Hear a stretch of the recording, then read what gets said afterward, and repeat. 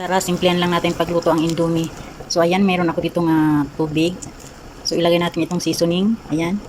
2 piraso ito kasi 2 yung lulutuin ko. Tapos, ilagay natin itong carrots at saka green beans. So, hintayin lang natin siya na kumulo bago natin ilagay ang noodles. So, at ayan na nga, kumulo na siya mga kakusina. Half cook na yung ating carrots at saka green beans. So, ilagay na natin ang noodles. Ayan.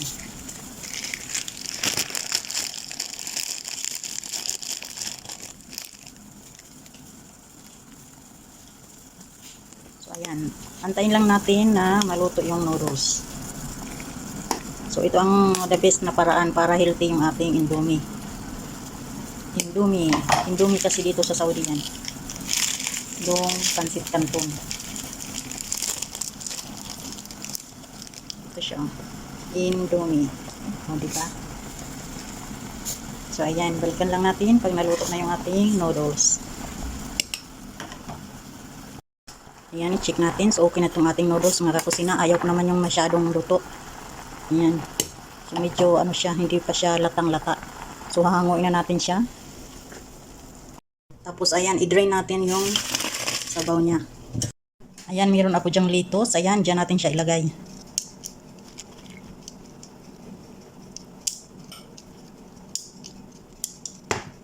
Ayan. Tapos, ito yung ating mga seasoning. Ayan, ilagay na natin siya.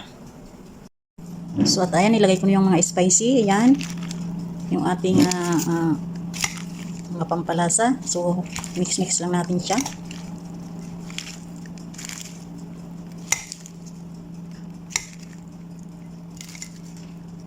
Ayan, gawing healthy ang ating Indomie.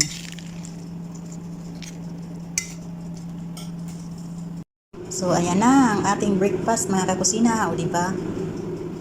Ayan.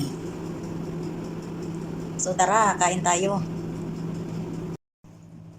Good morning mga kakusina. Ayan, mamahaw tayo. Ito yung ating niluto na Indomie na healthy version.